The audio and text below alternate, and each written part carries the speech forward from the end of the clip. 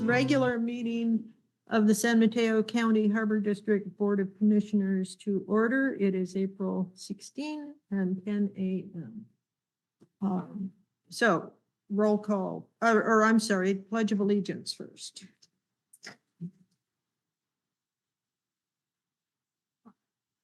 Allegiance to the flag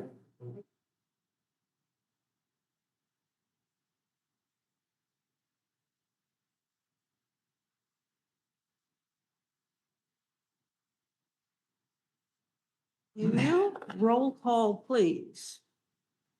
President Slater Carter, Present. Mr. Chang Crawley, President, Mr. Matoush, Present. Mr. Zemke, Comrade. Present. We're going to have public comment, followed by commissioner comments. So public comments, I don't see anybody in our audience physically here. Do we have public comment on the Zoom? Seeing none, we will move on to commissioner comments. Just say that South City had a fun time initiating or christening their new pilot boat. Jim and I were there, and Jim Smith as well. Had a nice display from the San Francisco, Redwood City, I think the East Bay was in there too. And the Coast Guard all participated. It was a nice event. Cool. Virginia. Yes, so I had a CalASCO board meeting in Sacramento and we're just great meeting, and we're planning the conference coming up, which will be in San Diego in the fall, so be on the lookout for that. Yes, and I attended a CSDA state board meeting. And the discussion was all about, needless to say, this time of year finances. CSDA is doing very well, and so is the SDRMA and the other associated parts of CSDA. There's a great deal of work going in on getting a nationwide. Hello, come on in. Have a seat. On getting a nationwide special district association, because at this point, special districts are left out of federal funding opportunities in a disaster. Cities and counties can get the money, but special districts and JPAs cannot. So this is their big effort, and they're making good progress. No more activity reports. Oh, wait a minute. Did you have a comment for public comment? Yes. Okay, we've gone through that, but let's step back for a minute if you would. Yeah, this is, that's what I was going to say, and this is for items not on the agenda. So if you're here for a specific agenda item, We're writing, Grace, here. okay, we have that coming, so that's good. Okay, so activity reports.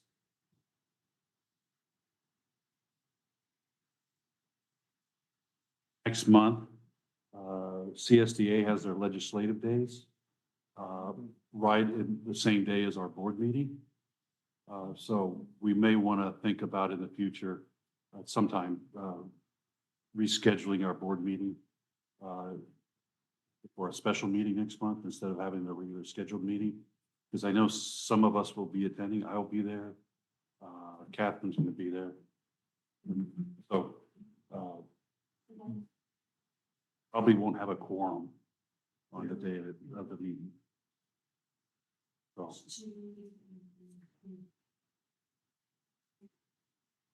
not on the agenda. I just wanted to bring it up.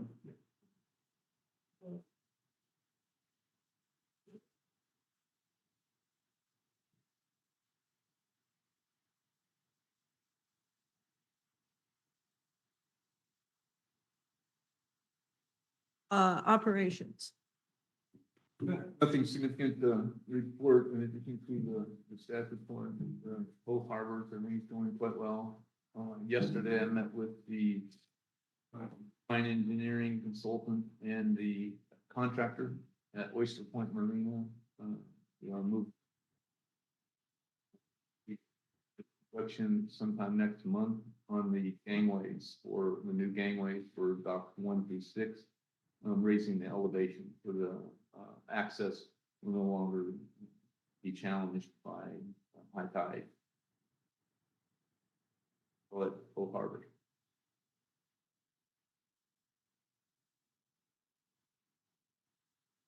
You, Commissioner Slater Carter, President Slater Carter.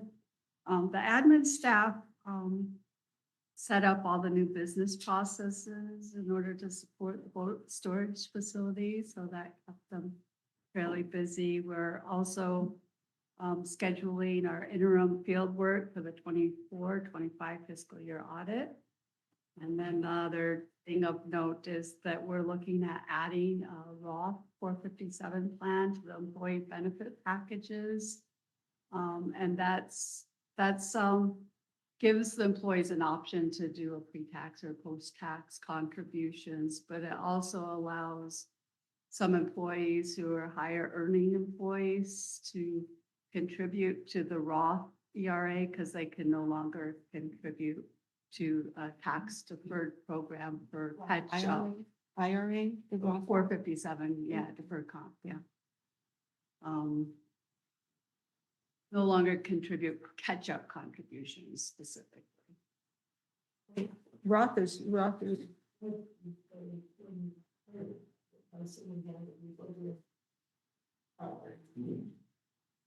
Okay, moving on to consent calendar, bills and claims, minutes, monthly capital project update, and we will, in this, adopting a nepotism policy. I'd like to pull item 1.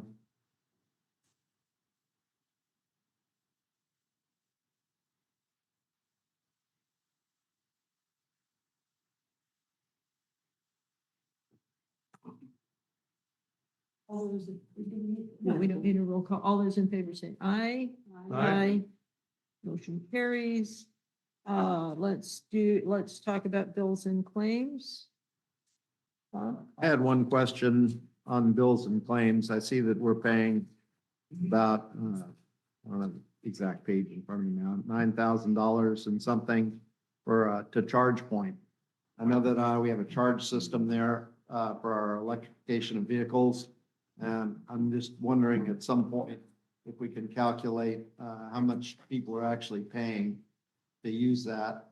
I know we've got pretty good installation costs, some of which was covered by a grant. But there's maintenance, and if we're spending 9,000 plus, how much are we bringing in on those vehicle charging stands? So we can bring the report back. Right. And that was my only concern, so I'll also make a motion to approve item 1. I'll second. Okay, all those in favor, say aye. Aye. I have a quick question for that, actually. It just occurred to me. If I took my little phone and it ran out of battery because I was maybe taking so many wonderful pictures of the color phone, is there a little like USB plug there so I could sit there for an hour and charge my phone? Or is it just for these electric vehicles? Just for it's just the electric vehicle. There's no seating area there. Well, that's discriminatory. Anyway, moving right along to item 5, nepotism. Item 5, thank you. First off, I just wanted to commend staff for paying attention to updating our policies. I think it's important that we do that. One little edit glitch on this, if I can find it. Oh, here, on the first sentence in the policy, it said, this is the policy of San Mateo County Harbor District that no members of the employees or commissioners, immediate family, or shall be employed with the district as a regular or full-time capacity. And I think the or a in that sentence was probably just an edit error. Not, this isn't a big deal, but I just wanted to point that out, that that probably should be deleted. That's all I have. Or unless there's another object after the word or. I think it was just. an Yeah. edit mistake. Okay. I am betwixt and between on approving this. I am nodding it. I think that we may be missing opportunities with good employees. I realize the problems with hiring family members, but I also know that to not hire a skilled person because some member of their family works for the district might be subjecting us to a limitation we may suffer from in the future. Anyway, so I'd like more explanation. The third paragraph gives the general manager the authority to waive it in those special circumstances.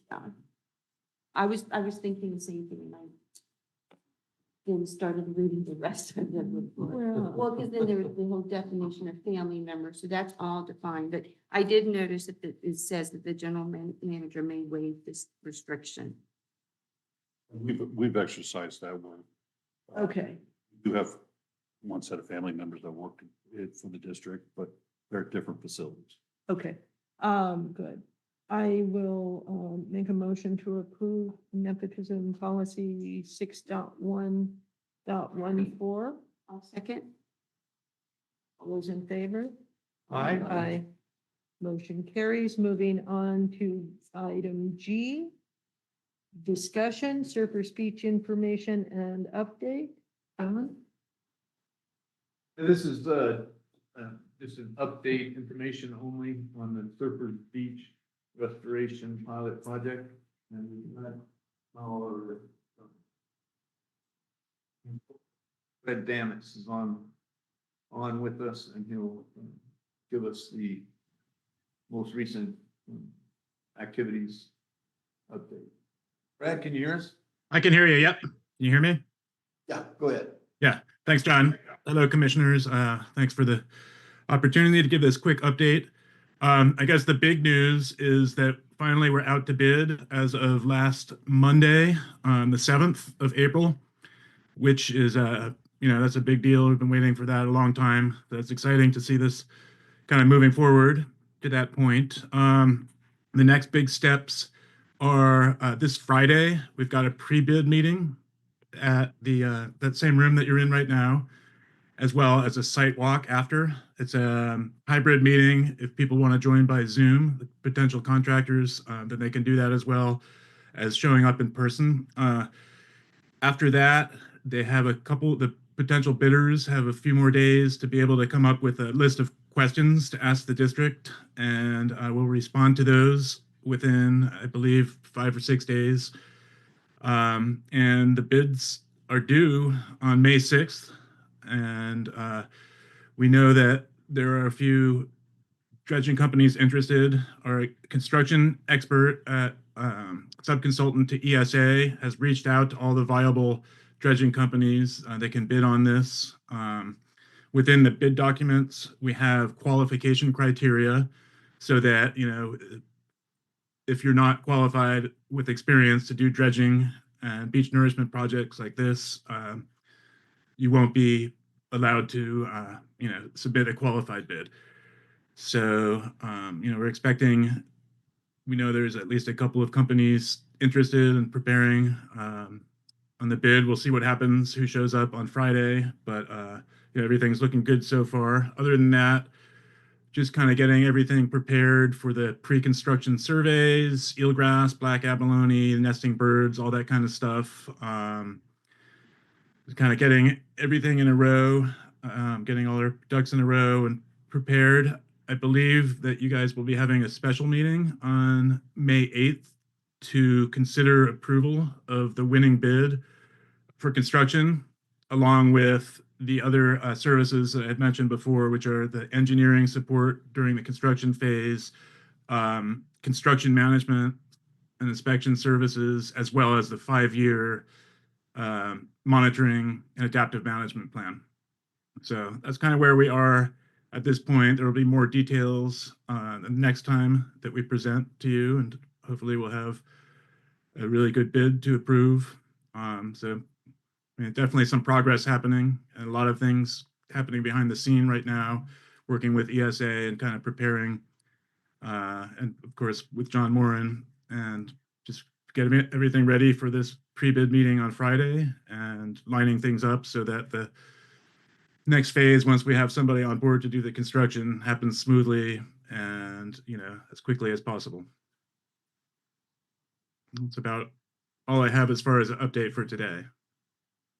Any bids been received yet? No, it's not typical for them to come in this early. You know, I'm sure we're going to get a lot of questions coming in this Friday that we're going to need to kind of get back to the desks and provide answers to.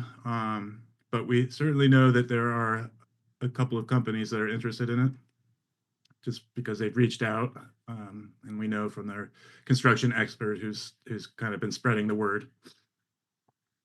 In addition, I've already received 3 inquiries, and we're answering all the questions via addenda, not directly to any of the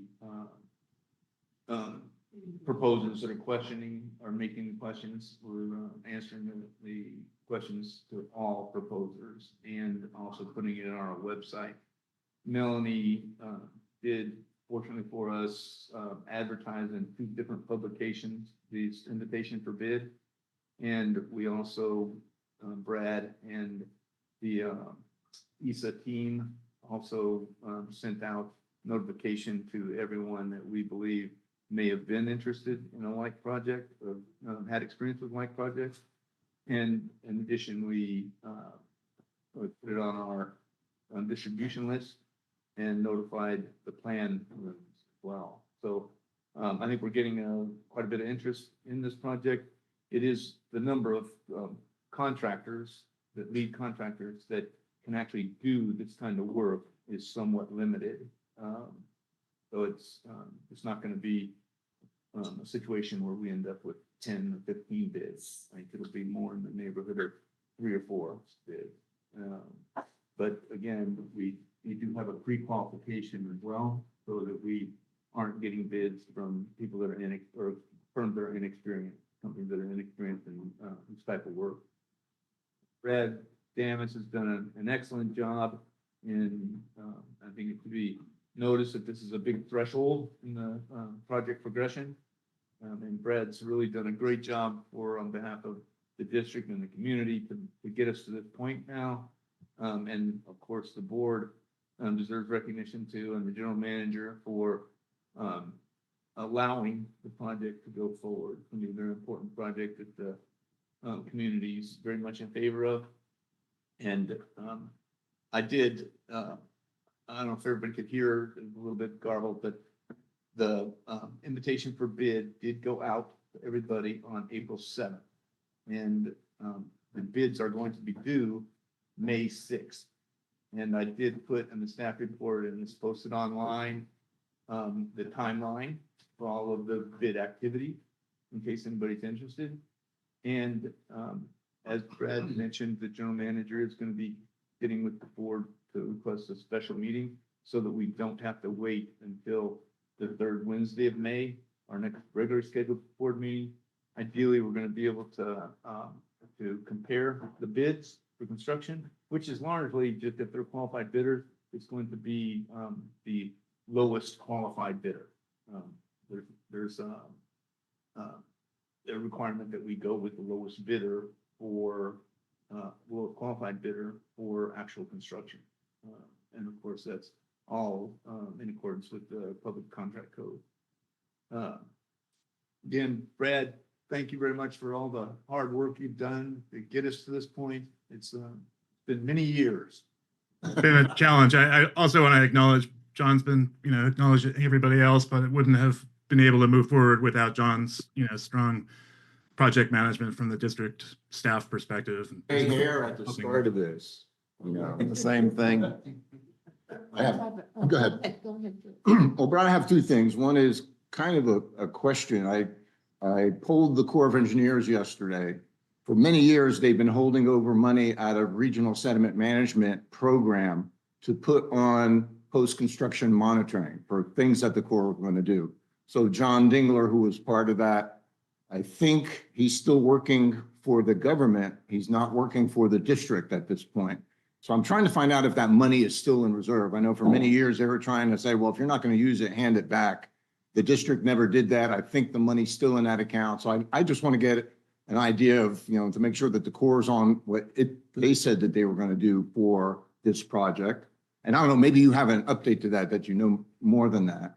I But go don't ahead. know too much more than that, other than I believe years ago they dropped the idea of actually doing the monitoring. It was going to be more of a looking at the pre-project modeling that they did of a few scenarios, and I think kind of going back and looking at the real monitoring data that's collected by others and kind of calibrating their model. It would be great if they could do more, but just because of the delays in the project, I haven't heard much from them about that.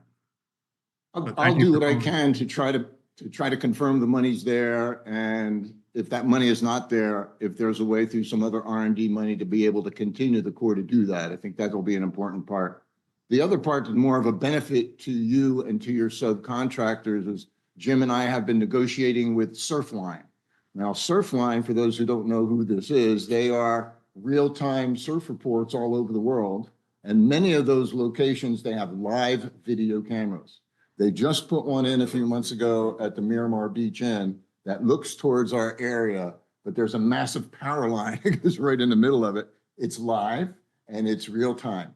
So I gave them a call and I said, we have another location we'd be interested in, and that's on top of our new bathroom facility. That has a beautiful view, no bleak view of that's going to be the whole beach construction area. So we're looking at getting that done, and it'll be live, it'll be continuous, even at night, depending on how many lights. If they're working at night, you'll be able to see all that. That data is recorded. It can also be used by Brad and his subcontractors to monitor changes to the waves. And there's some numerical modeling that they can work on and do together to see how the waves are changing.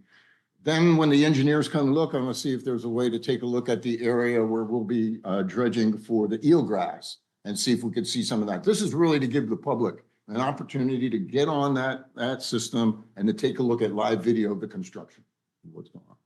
So that's Yeah, that's I don't great. think you knew that. I mentioned that to Bob Battaglia, but Louis mentioned it to me through the word of Bob getting to Louis and to me. So I was going to actually follow up with you later and ask you about that. I think that's great. Yeah. Louis also reached out to them several months ago, and we had been planning on kind of at a minimum having a time lapse camera up there just so we can view it. But they've got some really, really cool technology now where they can kind of use the computer modeling and determine all kinds of stuff, looking at like the technical wave direction, length of ride, number of people on the beach. So it's a really powerful tool, and I think it will be really helpful. yeah. So maybe when the engineers come in, I'll invite Bob to come along so we could take a look at the angle that would be appropriate and different stuff like that. And kind of, since, it's going to be his contract, it's going to be good looking at data for the results. In addition to just the public seeing construction, I'd like to be able to get some good data out of that. And if maybe at that time, maybe we can add something else of our own, like a digital snapshot type of thing or whatever else. So that's something we should talk about. We should talk about it, yeah. And Bob and Louis both have some experience with the cameras and stuff. So let's make a point. Sounds good. To set something up. I'll follow up with you later. Brad, I just want to thank you and your team for doing a great job and hanging in there with us. So Thank you. we're so close to getting this project done. But I also wanted to let everyone know that since the post went out on April 7th, I've actually gotten some positive feedback from members of the public saying, oh, did you know that this is out? And, so people are watching, right? And it wasn't just like one, it was probably like 5, or, oh, we saw this on Nextdoor. It was something, it's everywhere. So I'm glad that it's out to the community at large. That's great to hear. Yeah, we really pushed it out there to, all of our colleagues and stuff. And I think the word got out. So Yeah, thank you, That's Brad. I think it's also worth reminding everyone that, thanks to the hard work of Brad Damas and the general manager, we did receive a $2.9 million grant to help pay for the For construction. this, yeah, which is great. So people are excited as the project progresses closer to the end, I think. Well, and so, are you finished? Yeah. Okay, what, I'm looking at the 60% design cost estimate sheet and, near the end, there's no numbers on this, so I can't Oh, tell yeah. you. First, the staff report is wonderful. There's a whole lot of graphics for people who don't understand the insider locations and, need to visualize all the amazing work that's going to be going on here. But so the 60% engineer's estimate is $4,749,378. And of which we have a $2.9 million grant to help cover. But I just want the public to be aware that we're spending a significant amount of money on making these changes. It may look like we're just restriping some stuff and maybe repaving, but this is all anymore with permits and this and that and the other thing, this gets very expensive. The most expensive item here is the $1,160,000 for floating docks. And all you're gonna see is some boards floating on the bay. I think you're looking at item G2. I believe, yeah. Brad's working with us on the Surfers G1. Beach project. Oh, I'm sorry. Yeah, I'm next looking, item- next I'm, item's gonna be- yeah, right. Those are- I apologize. That's Oyster Point. Harbor, Oh, Montran. my sincere apologies. I lost G1 somewhere. I was so taken with all of the stuff at Oyster Point. My apologies. What, I do have a comment on G1, however, I've noticed that Caltrans put in the riprap along Highway 1, just south of the new restroom. I've also noticed some serious erosion just south of where the new riprap went in. Just north of where the Half Moon Bay parking lot that is falling into the ocean, and this now the erosion almost goes up to the asphalt trail, the coastal trail. I'm hoping with this new camera, we can get some kind of monitoring on what the erosion, the Caltrans riprap is going to be causing. Because this riprap, this is fresh, clean riprap, and there's fresh, clean, bright brown dirt at a new erosion point that appears to me, driving past it, that's somewhere about 6 or 8 feet into the bluff top already. So this is rapidly eroding. I'd like for that to be noted and monitored. And the other, yeah, and whatever we're doing with this, I'm very concerned because I've been watching it for 50 years, the amount of graffiti that is still increasing. And I'm hoping whatever we do, all of the materials can have some way of either cleaning the graffiti easily or being somewhat graffiti proof. And we should specify that maybe in any paints or material coatings that we're using. As that's nasty. Anyway, thank you. And this was just a report for information only. So now we will go on to the 1G3. no, G2 that I got this confused with, my apologies again, which is the Pillar Point launch ramp, boat rent station, and ADA restroom project. And so, Don, are you going to be talking on that too? Yes, thank you, Brad. Thank you, everybody. We'll talk to you soon. This item is also another project update. It's information only regarding the replacement of the aged launch ramp and restroom, fish station, and boat cleaning station at Pillar Point Harbor, which again, thanks to hard work of our consultant, Moffett Nickel, Neil Nichols specifically, and our general manager, we were able to get a grant from DBW that's going to cover, at present anyway, 100% of all the design, engineering, and permitting for this project.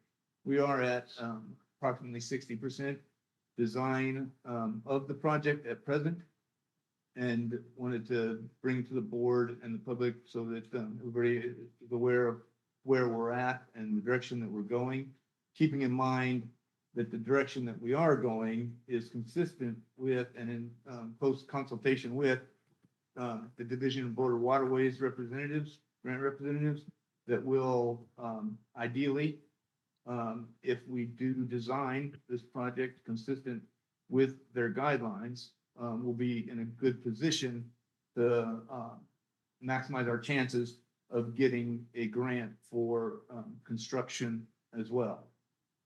Neil, would you go ahead and take over here and give us a project update? Sure. Yeah. Can you guys hear me okay? Yes. Excellent. All right. So yeah, I'm the one who has the presentation. I'm just going to share my screen. I'm also glad to hear about the Surfers Beach project because it's kind of the precursor to our project. So, all right. You guys seeing that okay? Hopefully. Yeah, so thanks. Thanks for giving me the time to present a status update on the launch ramp project. This opening slide is showing kind of like the whole area of the project site. Those yellow dashed areas are the areas where work will be done. Obviously, most of the work will be at the launch ramp at the right, but we also have some work in lot C2, repaving and restriping there at the far left. And there'll be some restriping, a couple areas there in lot C3. Just to kind of go over the reason for this project, there's been a number of previous condition surveys done over the years, and they kind of give you a service life remaining and such. Some of these things have reached their service life, some are pretty close to it. So we're going to be looking at those items for replacement or rehab. That includes the launch ramp itself, the boarding floats, the timber restroom, and the roadway kind of turnaround approach area. We're also going to do some improvements to things that are there and just need to be kind of just made better. That includes the boat rinse area and the fish cleaning station. And lastly, what John kind of mentioned is the accessibility to the entire site. Division of Boating and Waterways specifically asks several times to make sure that we have that we're meeting their accessibility requirements for the entire site. So just to kind of run through quickly the features of the project. Yellow area there is the launch ramp itself. We got 4 new floating docks, boarding floats there. There'll be an infiltration basin there in pink. I'm sorry, the boat rinse area in pink. Basically the same size as it is right now, but we're adding this infiltration basin off just north of the trail that's related to the boat rinse area. New restroom and fish cleaning station right next to it.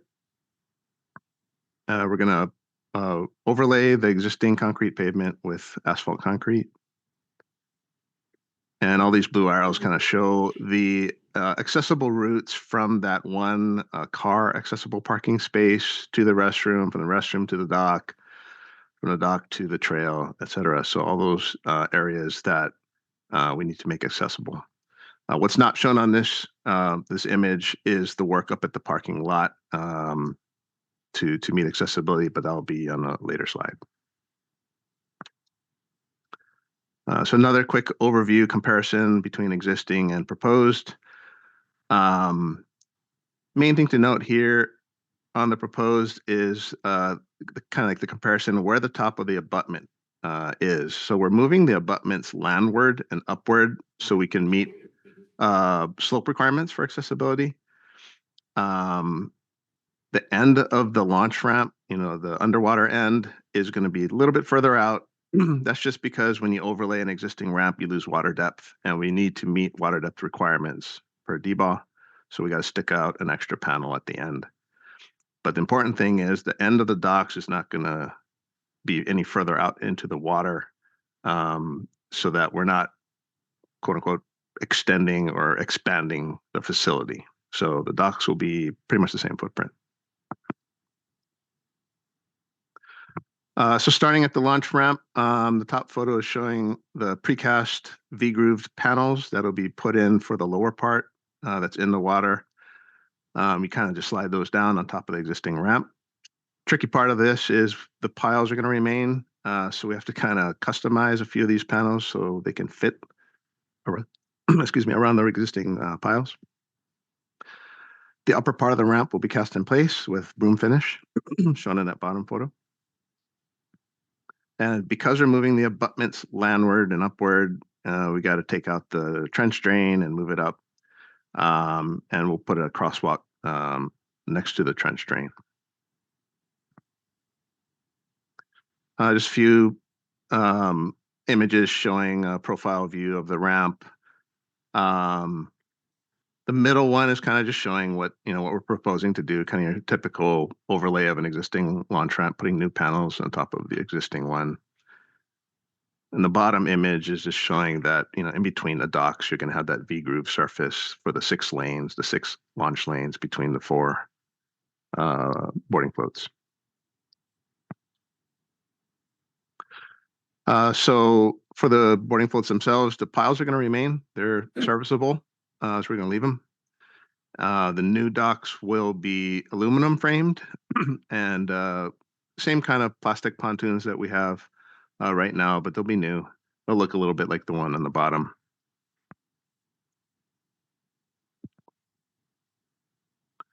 As far as the restroom, we're going to remove the timber restroom and replace it with a prefabricated concrete CMU block restroom. I selected a model that's pretty standard by a public restroom company because it has the same footprint. And 4 units, unisex units, each one with an exterior door. The outer 2 ones on the left and the right are the accessible ones. The 2 in the middle are technically not accessible, but they're really, really close to being accessible. They're a few inches short, but the 2 outer ones will be signed as accessible. Have a toilet, sink, hand dryer, typical there on that bottom left image in each unit. And the interesting thing, or maybe a custom thing here, if you look at the top right, where you have a outdoor shower that's going to be coming out of the east wall. So you have a shower head, and you also have like a hose bib thing near the ground level for people to wash off their feet or whatever when they go clamming and such. And that water will also drain into the infiltration basin behind the trail. And as far as aesthetics of the building, we're still working on it. Working with John and our architect and the public restroom company folks to come up with some ideas. Definitely going to be something like a 2-tone and possibly different texture for top and bottom, like a wainscoting versus a top finish. So what I was looking at, the existing restroom, it has this kind of like the building itself has this board and batten kind of vertical texture, but the privacy screens have this more horizontal siding kind of look. So I'm kind of leaning more toward the board and batten for the upper portion above the wainscoting, but we haven't decided for sure yet. So there's a couple examples here from Public Restrooms website for board and batten there on the bottom left for the upper portion. Or you can do a simpler thing where you just have like a smooth face CMU block of one color and like a split face on the bottom, different color. So there's a lot of different options there that we'll be selecting pretty soon. They also have a tile option, which is, maybe a little bit more expensive, a little more custom. The image on the left is from Public Restrooms Company for a fancy like tile theme. And I kind of like it. I don't necessarily want it to be on the entire back wall. You can't put it on the front, but I was thinking maybe we could do something like a wainscoting with a pattern of waves or fish or something like that. But we have to work with them to see what they can actually do, and also not make it too fancy or too expensive. So we'll be working on that to come up with some ideas before we get to 90%. And before we move forward with any of these design alternatives, we'll be coming back to the board for, to give you guys another update. And it's worth mentioning too, that we've been meeting closely with the general manager during this process as well. And general manager has provided us with several different ideas, largely as per the wave concepts and stuff come up. We are bound because we do have a design engineering permitting grant from DBW that has parameters as far as what we can design. We can't have a super fancy facility.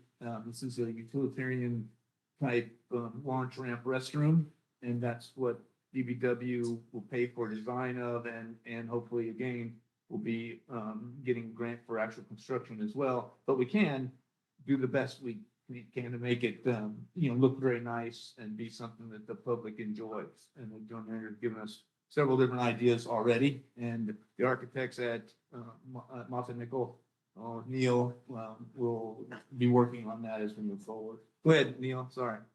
Yeah, we'll probably have different quotes from them. They're willing to give us quotes for here's this style, here's another style, so we can see what the delta in cost is. So we'll have that the next round. Looking at the boat rinse system that we have right now in that left photo, right now sheet flow is kind of just in a couple different directions toward the launch ramp. What we're proposing to do is regrade the boat rinse area so that the water will flow toward the curb. And once it gets to the curb, we can convey it under the sidewalk, that asphalt sidewalk area, into this new infiltration basin. And we did confirm with our geotech that it's very sandy, so it's going to perk very well. Not a lot of water from a couple of hose bibs, but it'll be sized to take care of rain, like a normal rain event. But it will also have an overflow system that'll be piped and take that overflow to the trench drain that we have right now near the launch ramp. The bottom left photo is showing the existing coin-op boat rinse equipment. Has 2 hose bibs at each one of those. There's 4 total hose bibs. We're going to replace it with a credit card pay station, similar to what is out there right now for paying to launch your boat. So we'll have 2 of those, but each one's only going to have 1 hose bib. You really can't fit more than 2 boat trailers anyway. So it'll be basically the same footprint, but you'll be paying with a credit card instead of a coin.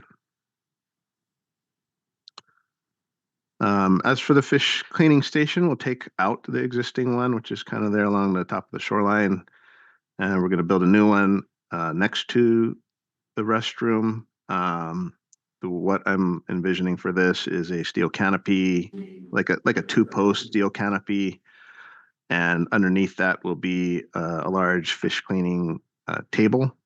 And it might be pretty similar to the one that was built a few years ago at the fishing pier there on the right, which is basically a custom made little plastic framed timber table with a stainless steel sink area and overhead hose faucets, fixtures. And the water from this will go into the lift station that where the restroom drains into also. But all the solid waste, all the fish stuff, that will continue to go into a dumpster that's there near the roadway.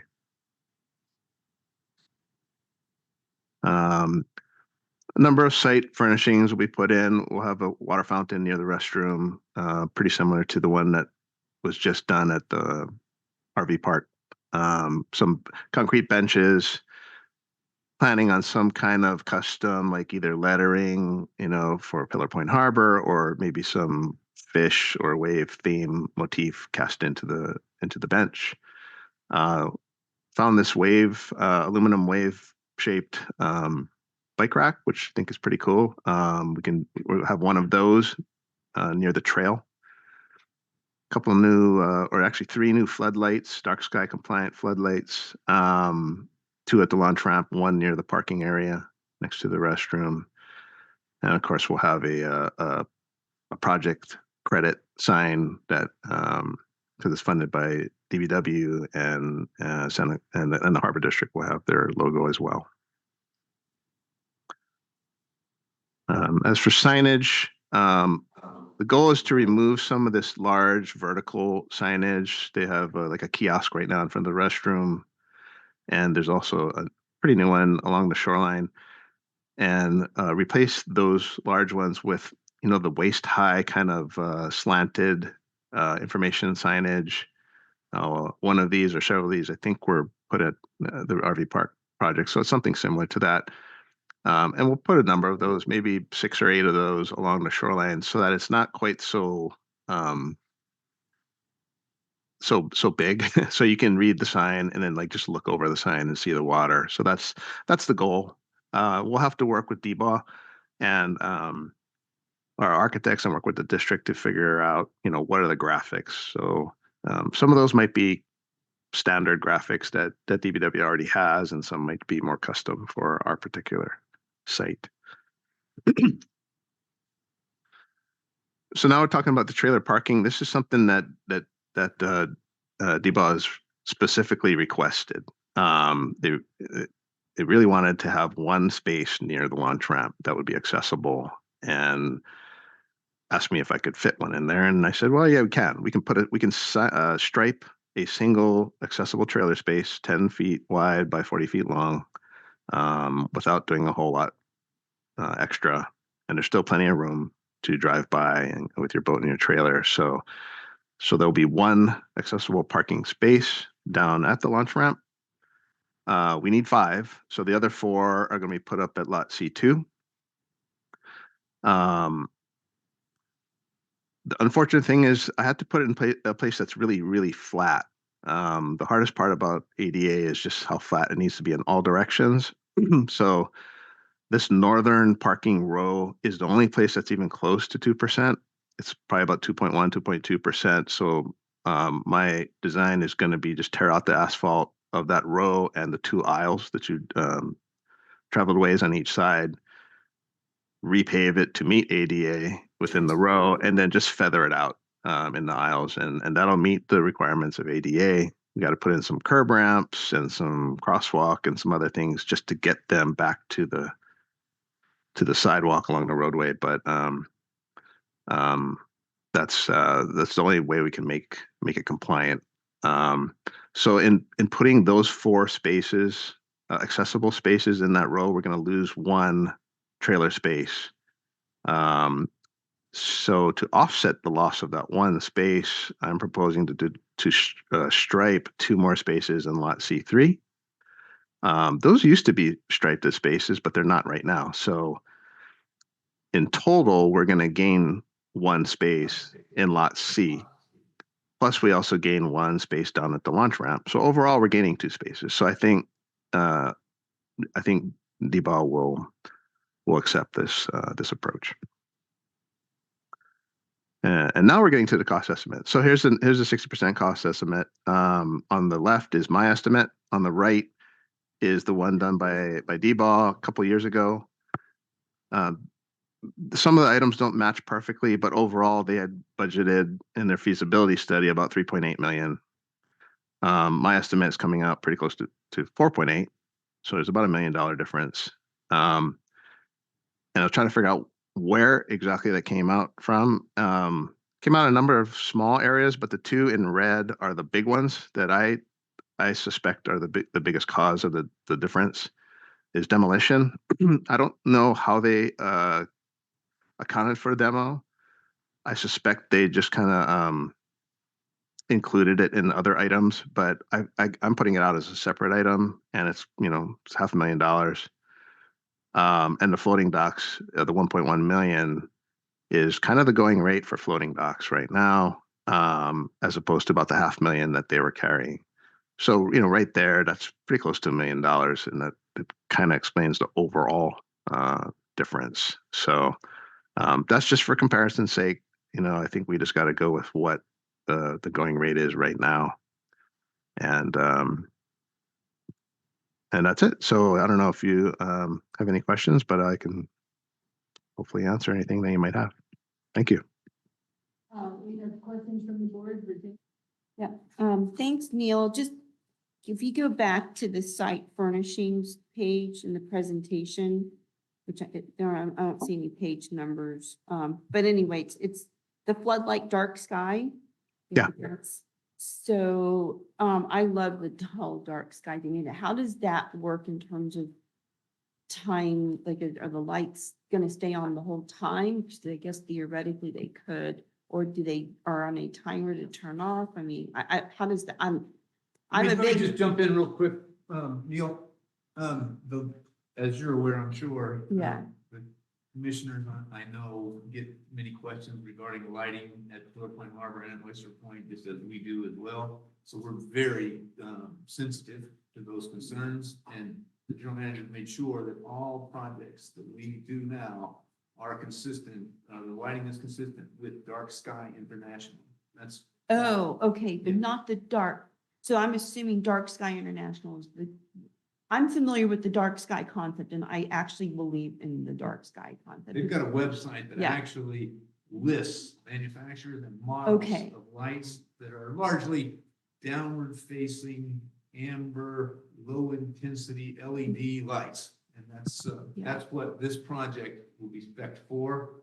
And as little lighting as is safe and is consistent with the Division of Boat and Waterways at other like launch ramps. We have to continually assure the public that we are not No, I increasing- understand, John. I just want to make sure that we're balancing safety with that too, Yes, because ma'am. it is a very public area. And if there are restrooms and things, there that will attract the public, I think it's An example. should be a place where people come, but I do want to respect like the dark sky The lights will philosophy be on all all night. night long. Okay, It's just a different type of light where it limits the light pollution that's put out. And so the area will be lit up, but the fact that the light will be refracted and bounced off everything and back up into the atmosphere, like over the greenhouses, that won't happen. right, so that, I just didn't understand that, like, are they timed or what, but that's good to know. No, they'll be on all night. They could stay on all night. Yes.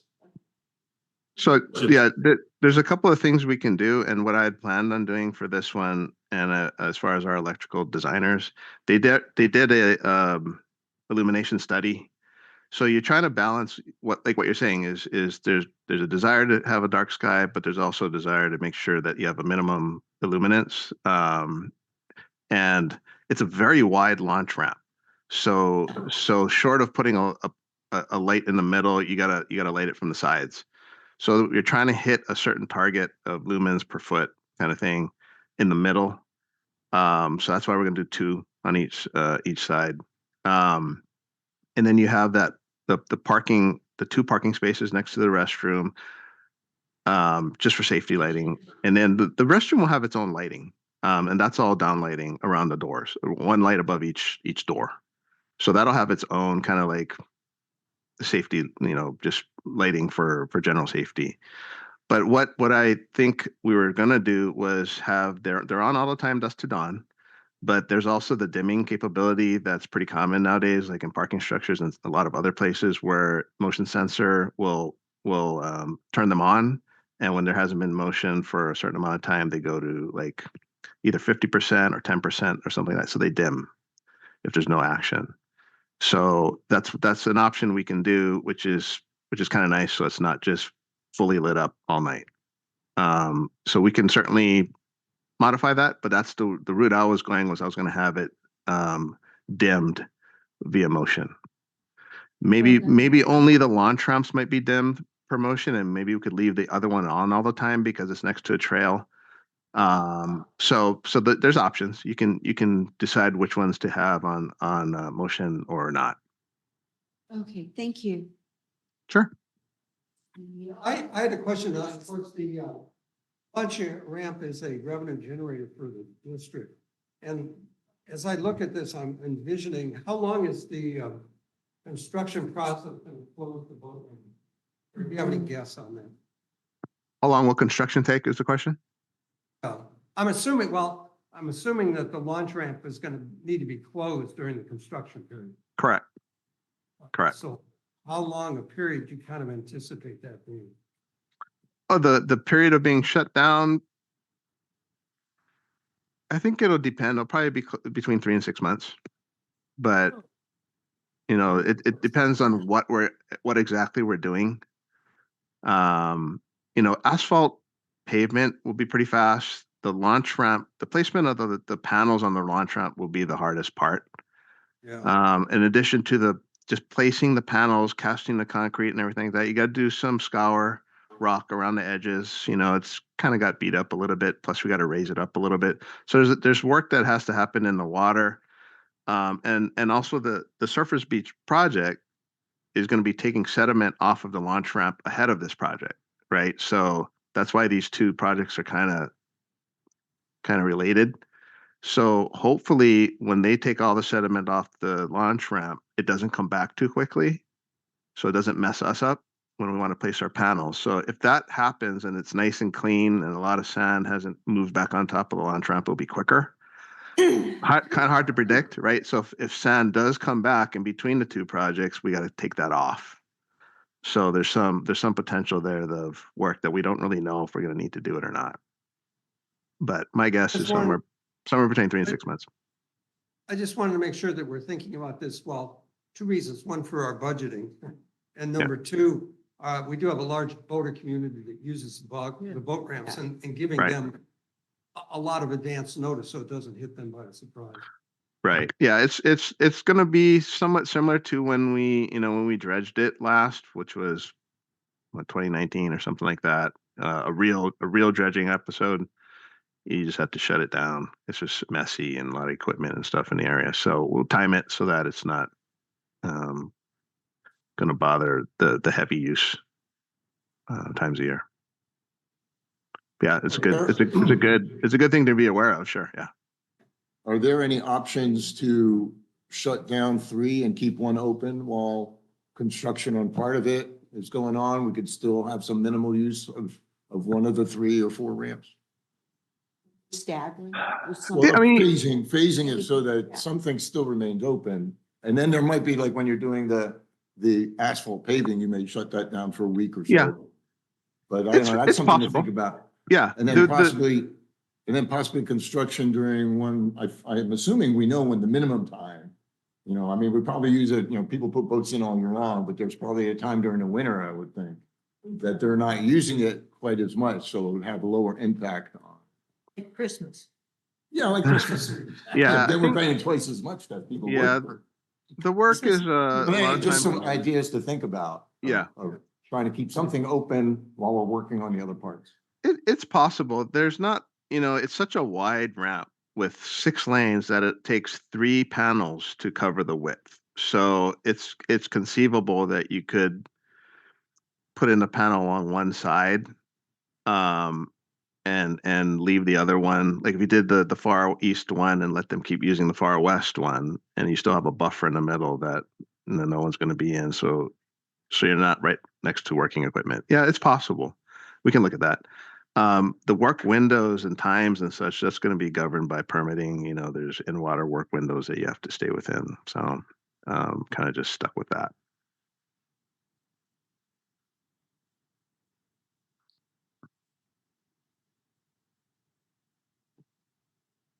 And you said that the motion center lit lights, when they come on, will be fully lit. Is there a way to have them positioned with a roof overhang over them so they don't light up the whole community of El Granada? This is an old issue of mine from way back when there was a new bathroom proposed with skylights in it that would have lights on all night. And I think light pollution is a serious issue for more than just people. So not that we have turtles here, but I think the community of El Granada would be very averse to having this facility fully lit, even for a portion of the night. I also think that when you've got things fully lit, it may attract stuff that you don't necessarily want. So is there a way to, if you have a motion sensor light, have it at half the daylight or half the illumination values, so that people can see to get in and out if it's open, but not to make it look like a shopping mall? Yeah, I mean, that's what the dimmers do. I think you can decide how much it dims to. So generally it'll be at, let's say 10%. So it's just barely on until it senses, then it has to go to full just for safety. So if someone's coming in at night for whatever reason, you need it to be lit up. But then once they're gone, it goes back to 10%. So generally it's going to be almost off. At least the two at the launch ramp. I'm not so sure about the one at the restroom. We can make them all the same, and maybe the restroom one can be maybe a little bit brighter, but or they can all be the same. They can all be dimmed to a certain percentage, and then when it senses motion, they come on full. So there's options. Yeah. Okay, These well, are- as long as they're adjustable, so we can make them work for us rather than for what the manufacturing spec is, that would be better. Right. The one there is an existing 25 footer kind of by the pay station, the next to the parking space Right. by the restroom. And that's about the same height we're going to put ours. So we're not making any higher. It's a pretty tall pole. The ones that are at the launch ramp right now are fairly short, so I don't think they're illuminating the middle launch ramps very well. So, Right. you know, it's a balance between let's not make them any taller, and it doesn't really do the job. And it's hard from an engineering standpoint to like just not illuminate it. So we're gonna make those taller, the two at the launch ramp. I think they're probably 12 or 15 footers right now, and those are gonna be 25s. I But think that's got to be debated. There have been many issues with the public with the height of light poles, particularly the fire station, which on its plans and approved plans by the county showed low light poles, and then they put in tall ones for whatever reason. I think how many boats do we have launching after dark? I mean, I guess they come for early morning crab season kind of thing. There's a lot before the sun comes up. Right, okay. Very little in the evenings and night. I realize it's a cost addition, but maybe we could explore having different light spreads from light fixtures rather than just making it taller. Maybe I think we've got to find an alternative to this. This has been a real sore point with folks in El Granada, and frankly, it's also a sore point with the new fire station coming in Moss Beach. So I think it's important to also recall that there's a huge hill there. And to say that it's 25 feet, you're still gonna be way below that hill. Way below. I'm not sure. I'd love to see a height comparison. The other question I have is, the wastewater. I see that you're going to have the flow from the boat rents area now go to a proposed infiltration basin.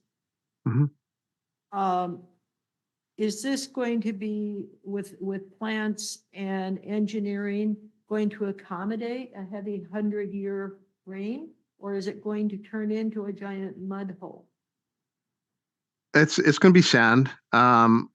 I'm proposing right now. My design has a geo web to kind of hold the slope so we don't lose it. So you can still mow it if it does grow anything. If it's going to grow anything, it's just going to be native grass or hopefully not weeds. No, But no, native grass doesn't necessarily, it grows alongside wetland, but it's either in the water or not on the water. I am not a native plant specialist, but I do a lot of observation of native grasses.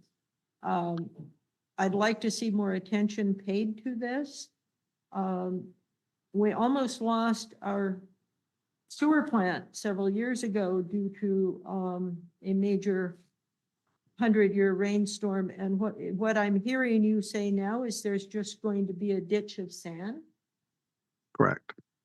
Uh, With an overflow, there'll be an overflow pipe system. So if it fills, it'll go into the overflow and get conveyed down to the trench drain, and that trench drain drains into the separator unit before it gets discharged into the water. Okay, This drain is not necessarily part of the stormwater management. okay, It's just for catching the water from the boat launch or the boat rinse stations, because right now you rinse your boat and the water just runs down into the bay. onto the launch ramp into the harbor. This is just taking that water and moving it to this area so it drains naturally. It's not supposed to be designed or to handle heavy rains or be part of a stormwater runoff. Concerned with the kind of weeds that are going to be growing there and the maintenance of it, and and having it just turn into a messy mud hole. I was just sort of lost in Richmond, and I came across this facility on the edge of the bay that was the Richmond runoff treatment facility. And I want us to make sure that we're not increasing and in fact that we are cleaning up the water. I like natural ways to do it. When I was paying more attention to this, I was always looking at the planted drainage and runoff treatment facilities that used to be called ditches, but now they've got a fancy name somewhere. And how effective those are. So I'd like, I'm asking for more attention to be paid to this so it doesn't just look like a unmaintained weedy mud hole. And I mean, if you put in and if you put in cattails, for instance, like they did in front of the post office in Moss Beach, they put in a whole water receiving area that has wetland plants and cattails and that kind of thing. And we might want to look at that. But if I may interject, point well taken, and we do have fortunately a recent example of what the district did successfully design behind the RV restroom. The RV restrooms have an outdoor shower, much like what we're proposing here. And all of that water does drain into the infiltration basin that is going to be designed here. As Neil said, first the fabric, then rock, then sand. And the maintenance for what we have here hasn't been significant. We've been able to keep it looking good. In addition, it hasn't we just had some significant rains throughout the winter, and it didn't overflow or anything. But at this site, any water that might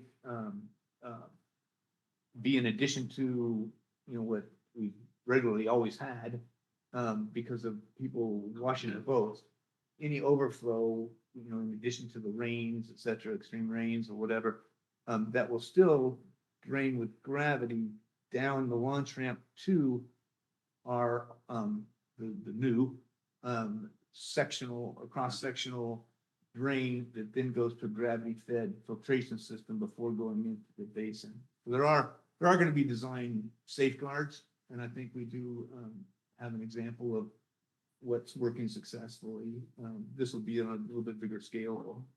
Right, well, I'd like to see a little bit of exploration of having a more natural kind of treatment to get the chemicals out. A filtration system will take out lumps and chunks, but you need something else to take out the chemicals and stuff. We're 14 feet. Thank you. And where is the wastewater from the fish cleaning station going? Right now, it drains into the And we're harbor. gonna be sending that to the sewer, as he said, to the lift station, to the sewer. Okay, so The that will large- be, The large carcasses and everything will continue to be put into our big trash can that we've got Yeah, there. yeah. That's regularly maintained. A Oh, yeah. mini dumpster really. And then, the fish cleaning station will have macerator that, Okay. for fish scales and stuff to make sure that the drains aren't getting clogged, and then that goes into it'll have a sewer. grinder, it'll have a grinder pump on A it. macerator at the bottom of the drain. And then, of course, a drain at, right at the surface as well, so that people aren't putting huge things into basically a garbage disposal. Right, So anything that's bigger that won't go through the little drain at the bottom of the sinks will be scooped up and then have to be thrown into buckets that are Right. taken to the dumpsters. And again, all of this is, just not like the lighting. We are, at the general manager direction already, very sensitive to the lighting challenges.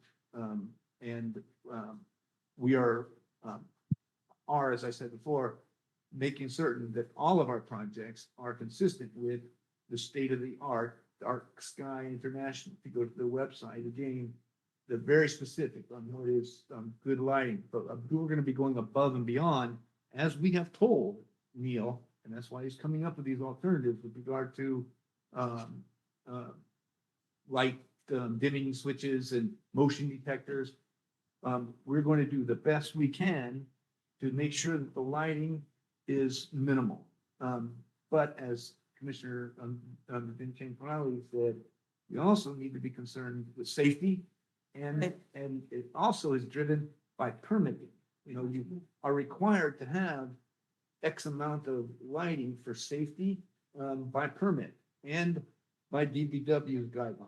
And we're not the only launch ramp in, Central California. California or California in general. DPW's, been in charge of the replacement of many launch ramps. California is, very aware of challenges with light pollution. So, I just want to reassure the board and the public that we're very aware of concerns about lighting, and we're going to ensure that we have minimal lighting there that is still consistent with the required permitting and DPW guidelines and safety. So are the dumpsters all organic material and then when picked up and cleaned out, picked up by green waste? Yeah, we sent one dumpster there, and that's what we'll end up continuing. We're gonna build in a little space for it, and we've got the waste management comes with a special vehicle to pick up just that organic material. I want to say I'm glad that Jim and you, John, are in charge of this, and I hope when you're talking to regulatory and permitting agencies, you are lobbying for the least intrusive.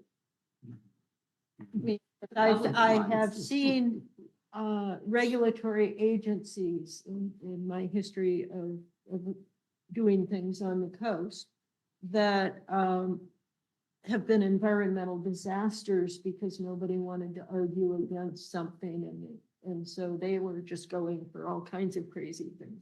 I gotta say, that's why I did interject during the lighting portion of the presentation to try to ensure the board understood that our general manager has been meeting with, myself and just met with Neil, to kind of go over these designs and provide your input that did, change this presentation a little bit, even. He's on it, and we're gonna make sure that, I know you are. I trust you guys.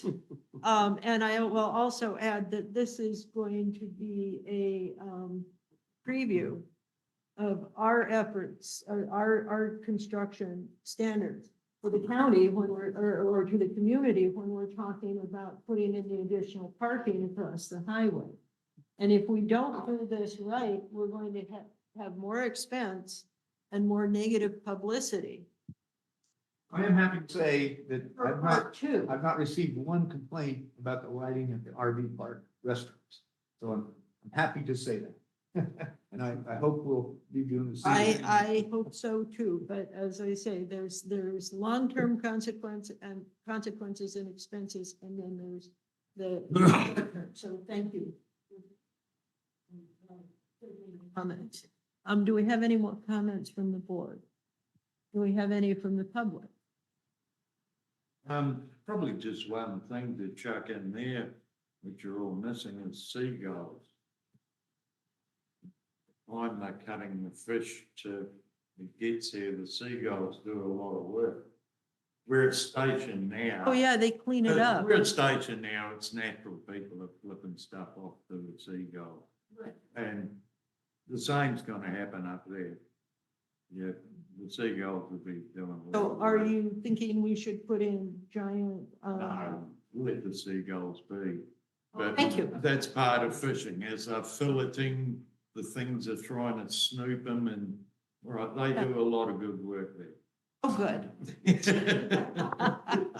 I was afraid you were saying get rid of them and I'm. No, jeez, not helpful. They do clean up. Yeah. I wish they picked up plastic too.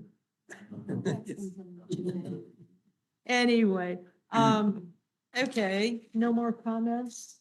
Thank you, staff, for, for taking these things before we even asked about them. We're moving on to G3. Thank you, Neil. Thanks, Neil. You're welcome. Moving on to G3 rates and fees effective July 1, 2025. Rachel. I think we should have the staff report first and then we can do public or board comment.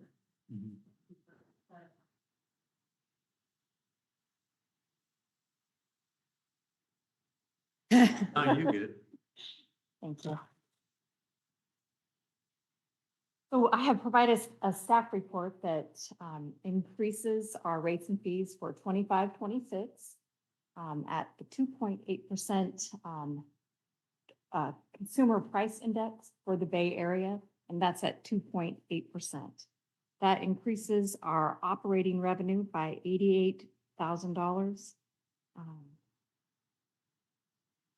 And so I'm here today for you to consider those rates and fees. We have posted this,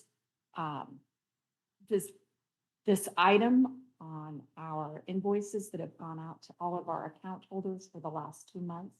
In addition, all of our account holders at both facilities have received emails, and it has been posted publicly at our facilities to encourage public comment and review.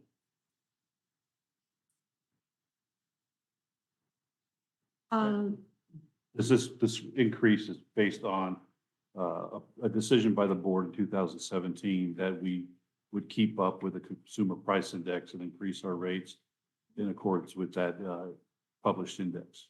So it's not that Rochelle came up with this number by herself or we through dice. It's based on that decision in 2017.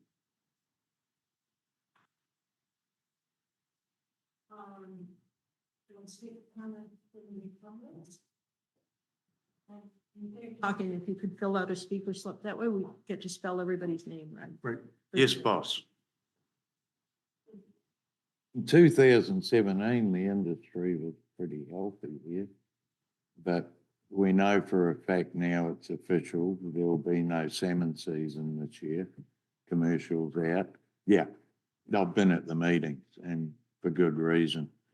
And just a quick sideliner here on my time with the launch ramp, et cetera, from Tom the Tooth will be a good one for this. Is there's gonna be 2-day openers on recreational, 2 days. It's gonna be a circus here. All right, and probably another one which was mentioned, which you should be aware of, Jim, is with the McCollum fish here, and you all know they're swimming around the harbour. Okay, with the land base, there's going to be a lot of interest and access to those fish. So rather than closing the gates, you might pay to make an asset of it. Try to, yeah, because it is an opportunity to make some assets there. I'll be in line with my rod too. Actually.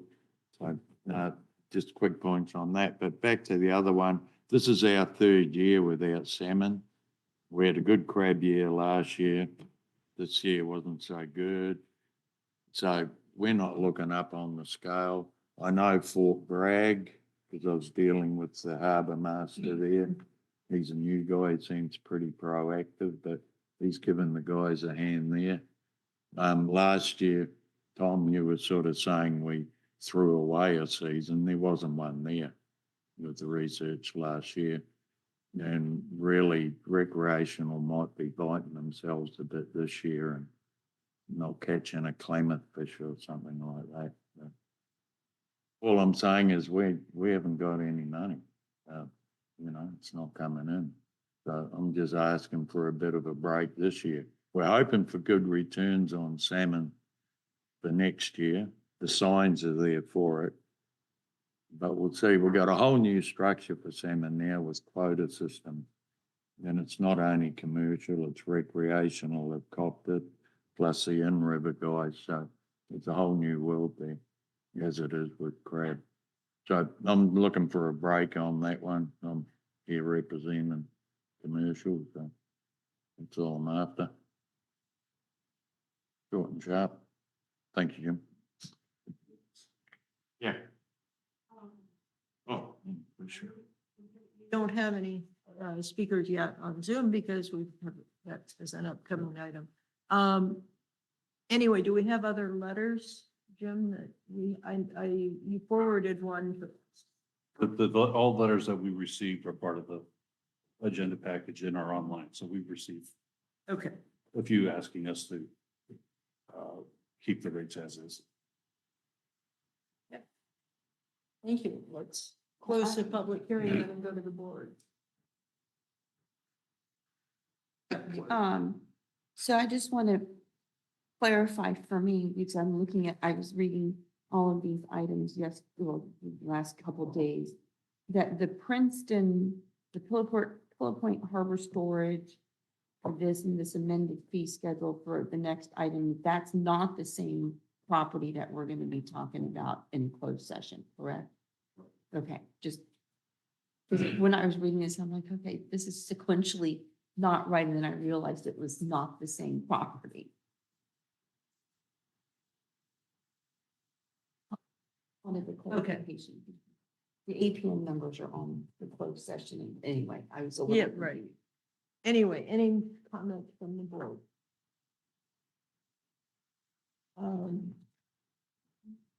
I will make a comment then on meeting with COLA. I wasn't here then, but I have had enough experience in not only public finance, but personal finance. And I always appreciate it when rates and fees get raised with small increments rather than with a sudden jump. And 2.8% is essentially less than 3 cents per dollar.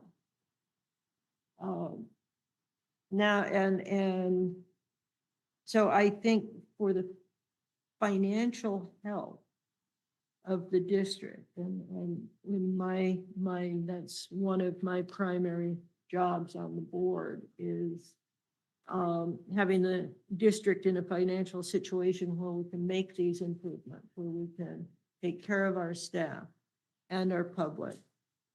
We need to do these, and I think the Bureau of Labor Statistics is a reliable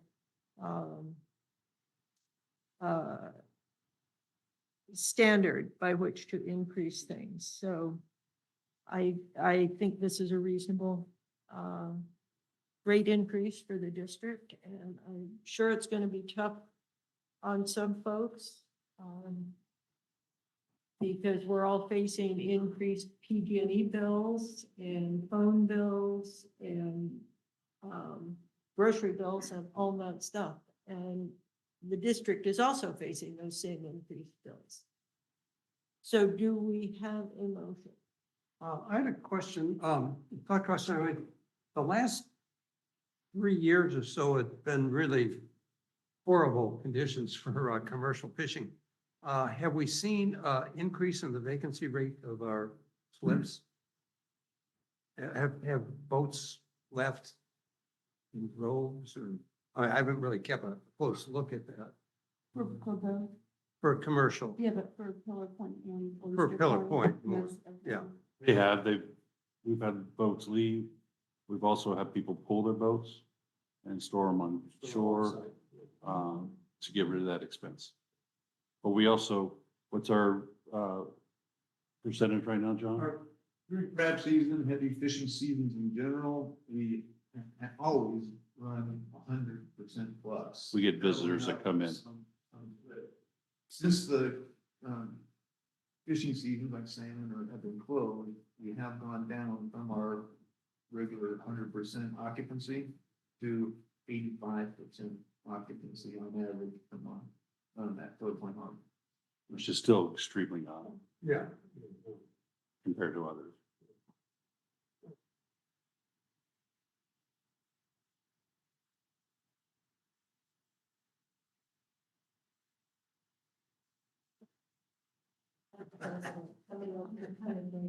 Okay, I'll make a motion to adopt resolution 25-05 to adopt the rates and fees schedule for Pillar Point and Oyster Point Marina. In event permits and increase the district's rates and fees by 2.8% effective July 1st, 2025 for fiscal year 2025-2026. Thank you. I'd like a roll call vote, please. Slater Carter, Yes. Mr. Domrat, Yes. Mr. Zemke, Yes. Mr. Mathush, Yes. Mr. Chang Crowley. Aye. Motion carries. Moving on to item G4. Amend rates and fee schedule for Pillar Point Harbor to add dry storage. That'll be my item. Thank you so much. So this request is to amend the Pillar Point Harbor rates and fees for our current fiscal year for 24-25. In March, the district purchased property at 181 to 195 Princeton Avenue here. And it was previously used as commercial storage for boats and trailers. And that is our intent for the time being as we get this property on its feet. We currently have about 22 tenants, and we need to add this fee for monthly dry storage to our rates and fees so that we can be invoicing and billing our tenants to recruit those costs. That is the request for amending our current year rates and fees at Pillar Point Harbor. And that is, it's $100 a month per stall, generating, approximately $2,200 a month in operating revenue.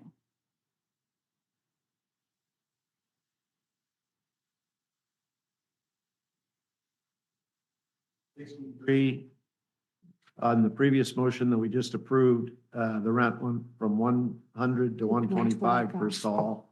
Now on page 75 of 136, it's saying 100 per month. So I think we've So- already approved 125.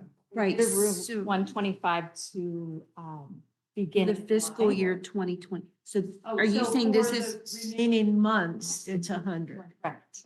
And that was the rate that. That's what I did, that is the clarification I needed. That this is gonna carry, this is gonna finish out the current fiscal year. Correct. And it maintains the rate that the previous owner charged those. Got it. Right. That until July. And then as of July 1st, 2025, for the fiscal year 25-26, it'll go to 125 from 100. Yes. Please. Resolution 25-04 to amend the rates and fee schedule for Cove Point Harbor to add a dry storage fee for the 181 to 195 Princeton Avenue. But can I add on that this is gonna be for the remainder of 2020, fiscal year 2024? But, and then that's gonna be amended again, that we approved already for 2025. I mean, because that was a little confusing to me here until, so this is the, yes, so approve this to fill out 2024 at the rate of $100. This item had been swapped with the other rates and fees. It could have been a little clearer. Right, so that's what I was talking, did I miss that up?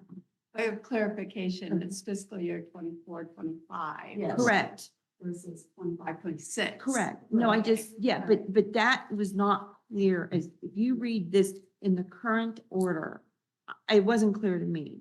But in the, yeah, so anyway, this will be for the remainder of the fiscal year 24-25. Yes. Yes. Good. And so we have a motion to approve it? Yes, you made the motion? Yes. Virginia? Yes. Second, thank you, Bill. Let's do a roll call vote. Senator Carter, Aye. Mr. Damrat, Aye. Mr. Zemke, Aye. Commissioner Mathush, Aye. Mr. Chen Carley. Aye.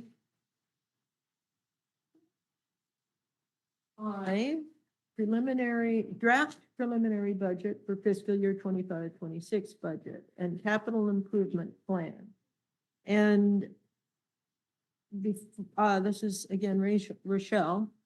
The question I have is, I was asked by somebody where they could find the adopted and actuals on the 24-25 budget on our website. And I was looking for it and I couldn't find it. Now, that is not any kind of criticism on the website, but I'm hoping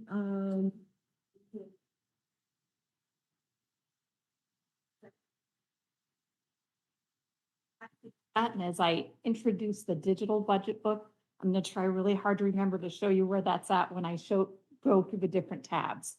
Good. So I can Thank give you. you the link via email to pass on the person from the public that inquired about that. But it is available in our budget document. was somewhere, and we have so much transparency, I can't find anything.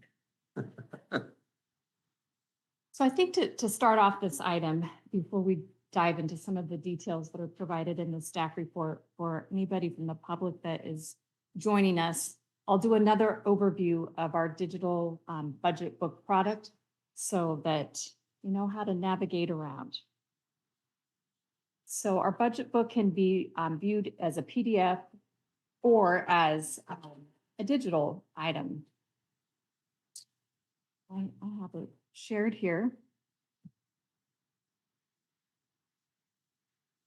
There are tabs that go across the top, and underneath each tab, there are several different items. I'm not going to go through each item as an introduction to the digital budget book. I might highlight a few things underneath each tab. So in introduction and overview, one of my favorite tabs are demographics. I think the visuals that are pulled in are really nice looking and interesting.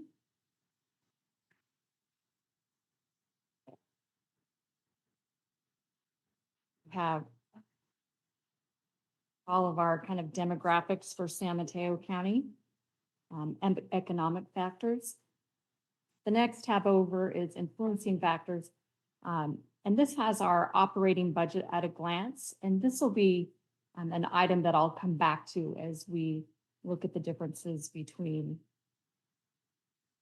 24, 25 and our proposed budget. So we're going to come back to this in a little bit more detail. Budget summary.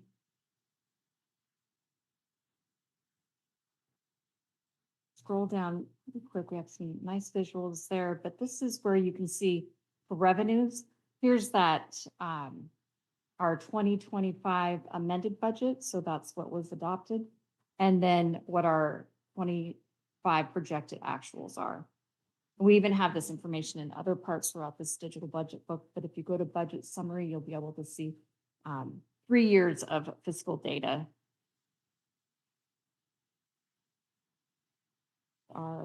The revenue piece, and then we can also scroll down and we'll get those details of expenditures as well. With all of those different years of information that you're looking for. If you want to drill down real specific about, oh, I really want to know what's going on at Pillar Point Harbor, and maybe you want to look at some of those revenues when we talk about how we might have been impacted by the reduction in commercial fishing. We can kind of see what those launch ramp numbers look like. So if you want to look by particular department, you can drill down into that. So Pillar Point Harbor, Oyster Point Marina, and the admin department. Capital improvements. I think this is one of my favorite parts of our digital budget book, to really look at what we anticipate investing in this next year. So we're looking at $625,000 is the request for 25-26.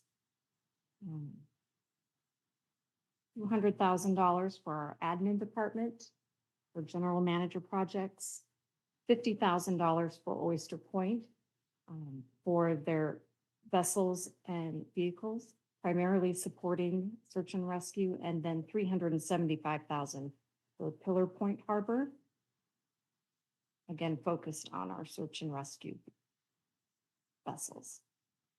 So I want a little bit more information around those requests. I can click on that and it'll provide that information in depth about, what the purchase will be and how it's tied back to our strategic plan, where the funding is coming from. And so it's all coming from our working capital balance. If we continue to scroll over, this is also an important tool if you are familiar with working with the state government, federal government. There are acronyms all over the place. And so throughout our budget book, we do use those acronyms, and you might need to use that. I need to use the definitions and abbreviations tab, when I'm trying to comprehend some of our technical documents that are embedded. And so it's really a comprehensive list of all of our definitions and abbreviations. So you can kind of quickly jump around throughout the budget book.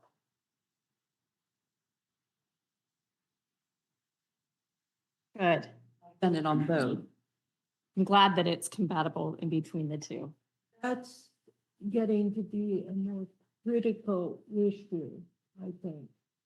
Some of us who use our phones rather than killing it.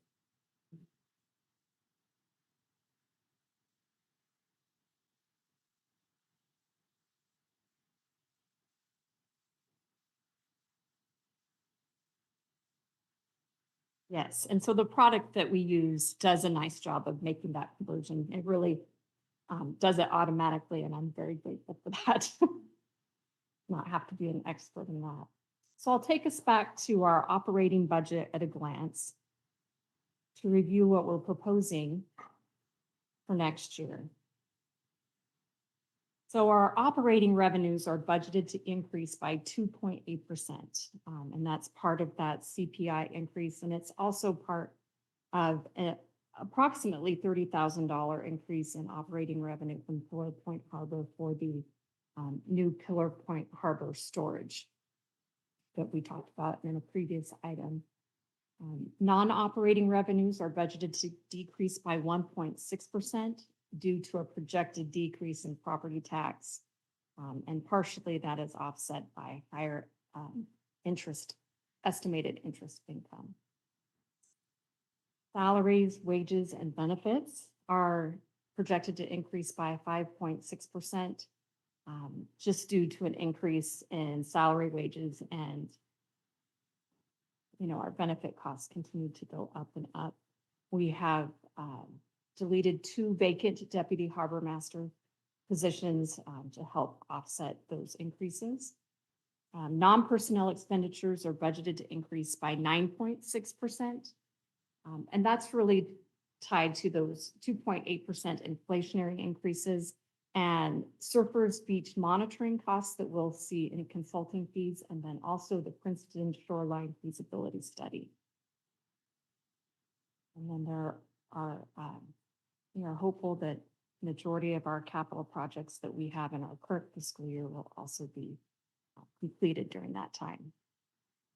So to get to this point in the budget cycle, there's been lots of different planning steps, including working very closely with operations and our harbor masters to be able to identify the needs of our facilities. We also had a finance committee meeting on March 12th.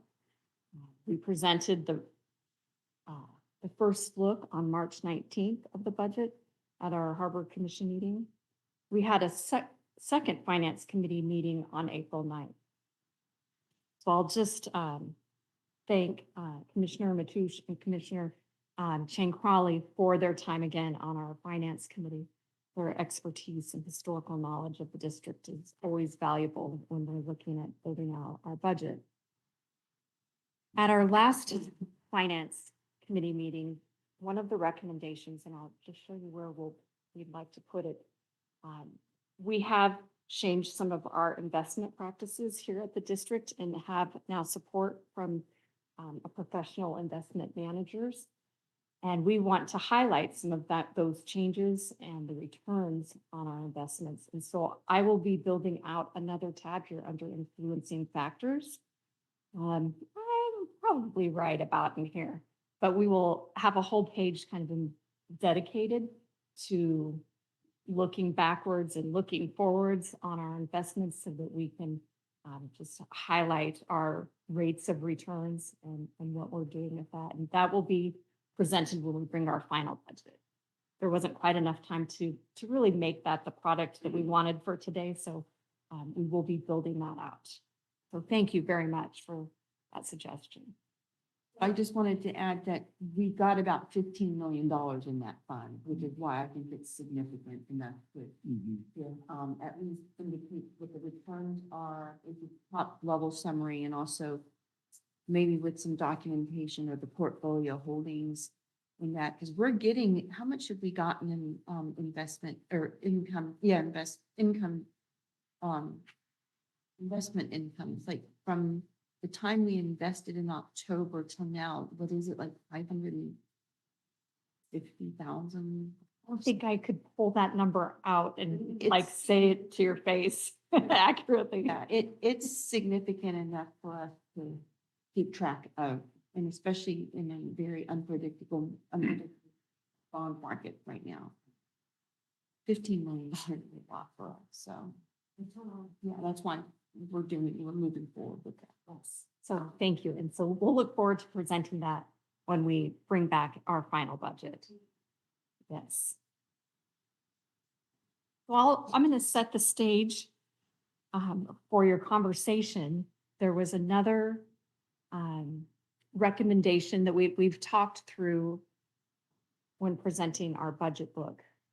One of the important pieces of building the budget is planning and using our strategic plan to tie our what we are going to spend our money on our priorities. we currently do have an adopted strategic plan, but simultaneously, we have been working on a new strategic plan, and it is not yet adopted.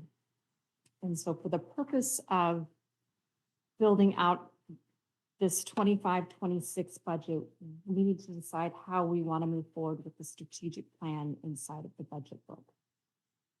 We can potentially wait until our new strategic plan is adopted and then build out goals and objectives and priorities to embed within the budget book. That is one option that could result in some timing challenges for approving the final budget.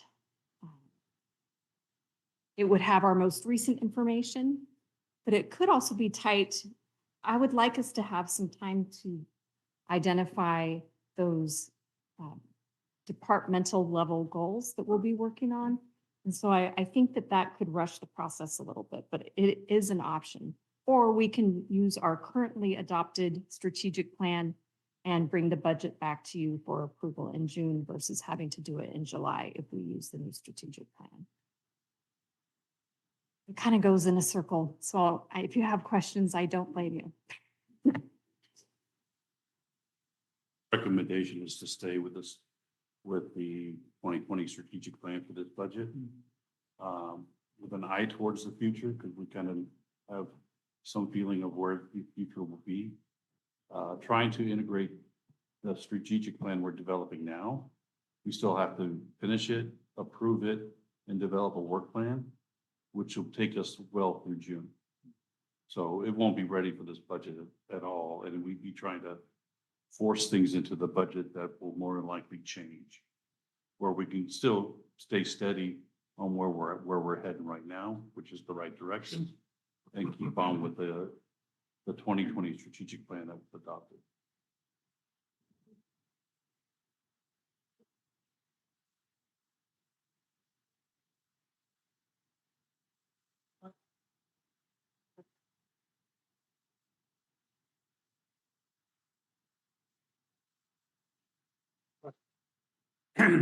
Even optimistically, it would be a real push, but realistically, it may actually take us longer. So I would really go with what Jim is recommending. Is that what you're recommending in the concur. report? That is what the staff recommendation is. Okay. Is that we use our current approved strategic plan, and I will pull those goals and objectives back into the budget book for you to review. Yeah, I agree with that. I think the 2020 is well done, and I don't see a whole lot of major changes. And we can certainly, as we're moving through the budget, I think we'll be fine just to stick with the 2020 and get a better refinement on the current one. So thank you, Jim and Michelle. I'll make the motion to approve resolution 2508 to adopt the preliminary budget forecast fiscal year 2025-26 operating budget and 5-year capital improvement plan. Okay. Are you done with your report, though? Yeah. Okay, good. Good. Roll call. Yeah. Mr. Demrat, Yes. Aye. Aye. and Crawley. Hi, and can I just thank you, Rochelle and Julie? This budget gets better and better every time, I think. And it's, The budget, you've done an amazing, amazing job in making this simple and readable and accessible. So thank you for that. there's a lot of intense work to build that budget, but boy, there's stuff in there. There's a lot of stuff in there that, congratulations on. I want to say my request from a friend to find the 2024-2025 budget, which I just found, by the way. Yay. I guess sitting in the room is powerful. I should do that more. But that said is he's moved out of the area, and for the community he's living in, he wants to use the Harbor District finances as an example of a good budget. Yeah. Great, that's great Very to hear. Great. Yeah. It was the highest compliment because this guy worked, when there was a public finance committee for the district, this guy worked on it. And I worked with him and he was a, very ardent student of good finances and good and excellent reporting. So I'm glad this passed. Thank you for your hard work and I can hardly wait until we, do a nomination for this district for a CSDA budget award. Which I think for our reporting, our transparency and excellent work, I think we should ask for it. If we don't ask, they can't say no. That's not a failure. And we'll keep asking. Anyway, moving right along to G6, policy 3.2, Brown Act compliance with public meetings as / hybrid, and Jim Pruitt. I will say we asked to have this agenda on the agenda, this item on the agenda, and thank you very much. Fantastic. I'm going to go ahead and turn it over to Rochelle. And everything else. Step dance this week, Michelle. We, in developing this staff report and the draft policy, I researched other cities that were having the same Zoom bombing threats that we were having, and actual Zoom bombings that disrupted their meetings. And a lot of agencies suspended their public comments over Zoom to take a breather and figure out how to address it so they wouldn't have the vile comments that were coming over. So a lot of those communities are back up and running with Zoom and taking public comment. And so a lot of what's adopted in here is I beg, borrow, and steal from others and took the best of the best and developed a recommended policy in here. It allows for public comment over Zoom, but it also allows for the president to rule something as disruptive to the meeting itself and provide warnings, and then if it continues, mute the microphone altogether.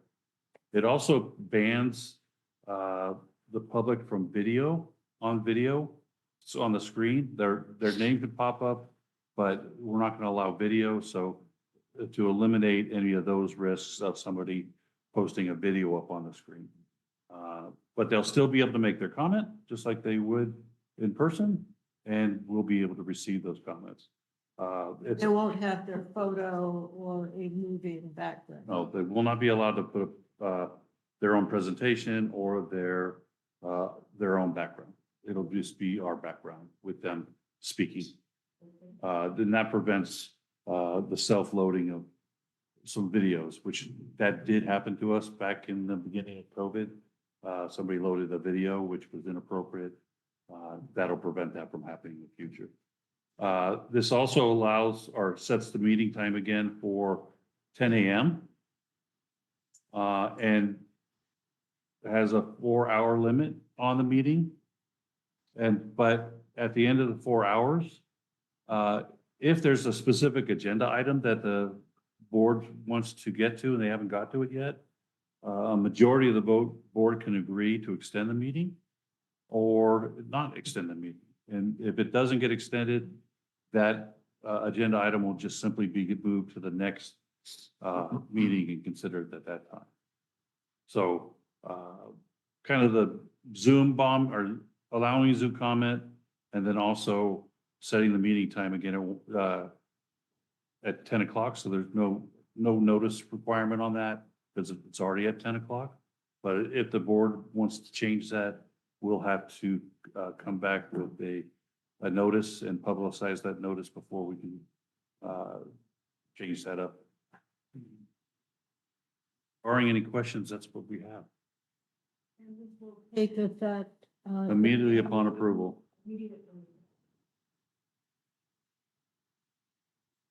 So I'm glad that we're moving forward with this. This is at the last LAFCO meeting, which was right after the Harbor District's meeting in March. This was something that was brought up about, having public accessibility for public comment via Zoom. And so the LAFCO Commission for San Mateo County is going to actually send a letter out to all the special district cities and I guess county agencies that are doing public meetings to say that LAFCO is, or San Mateo LAFCO is recommending that we do this for public agencies in general as best practice. All public agencies. Yeah.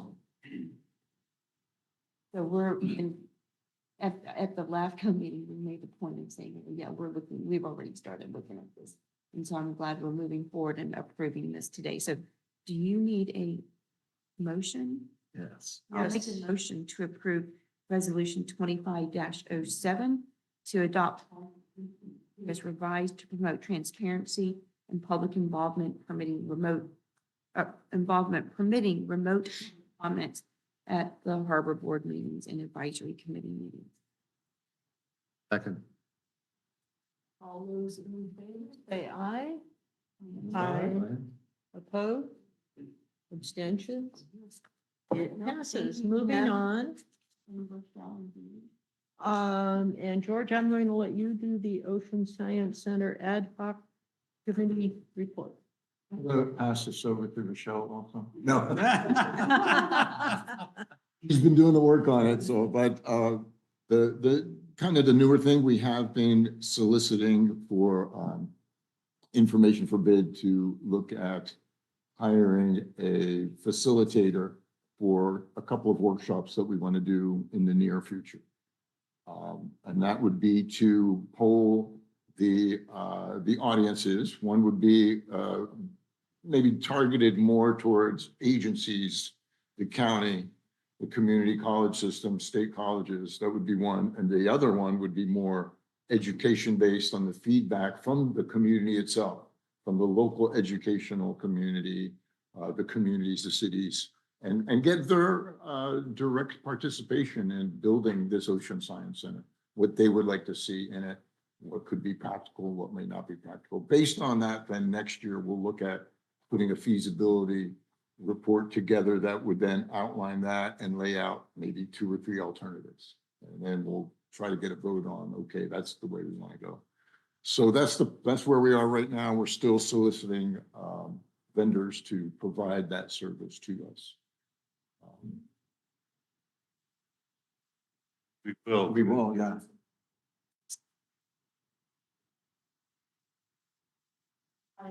Irons that need to be sorted out. There are, I mean, cost is gonna be a big thing, but there's gonna be a lot of stuff. But right now, we still want to get, you know, a little bit more concrete ideas from all of the region, from the different agencies and so. All the state, broadly, all the It's stakeholders. nice. Correct, correct. I agree. Yeah. So we don't have a timeline here yet. And we're still making the map. Okay. Right. Yeah, and you know, it's, if we're gonna be looking at, you know, college and, you know, in the summertime, you know, yes, probably administrators are there, but the teachers who may be present may not be there. So colleges probably because they teach in summer, but the local high schools, I mean, we want to phase it so we get the most participation for the public. I would say broadly define education too. Yeah. One of the things we may want to do is put out the word to retired teacher. Yeah. Because they're not fighting classroom schedules and such. I know quite a few That's a who are good point. still very active and they might feel freer to talk than those who are. True. Better those than who are employed. Yeah. Yeah, no, we'll certainly open up to everyone. So we'll look at the timeline of when we do that. We'll probably by maybe we could do it in late summer and then transfer into this early school year so that we can get the maximum participation of teachers and administrators. We'll still talk about that schedule, but yeah. Okay. So that's the newest thing that we have going there. Thank you. Thank you, George. And I just think I'm so proud of what this district is doing.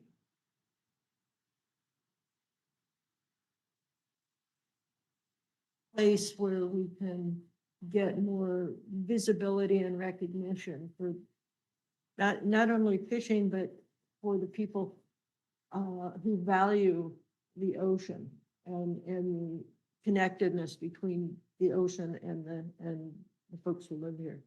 Okay, let's move into, take a recess and move into closed session. Have a public comment. Oh, we do. Please. Since it's effective immediately. Go ahead, Smitty. Good afternoon. It's noon. I'm Captain William Smith of Captain Smitty, the vessel Riptide.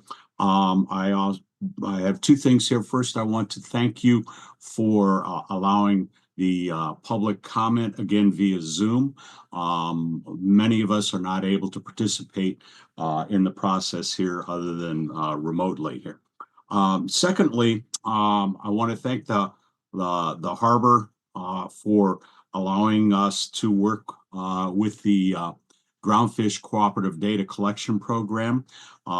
This is a program that is, I don't know if it was brought forward to you, but this is through the NOAA Fisheries here, and what the Groundfish Cooperative Data Program is a partnership with the California Sport Fishing Vessels, NOAA Southwest Fisheries Science Center, Sport Fishing Association of Southern California, Santa Cruz Fisheries Collaborative Program, Fisheries Research Program, and our goal is to collect the biological data such as sex, age, length, and information in cooperation with the California Sport Fishing Fleet to improve the federal groundfish stock assessments, which we direly need.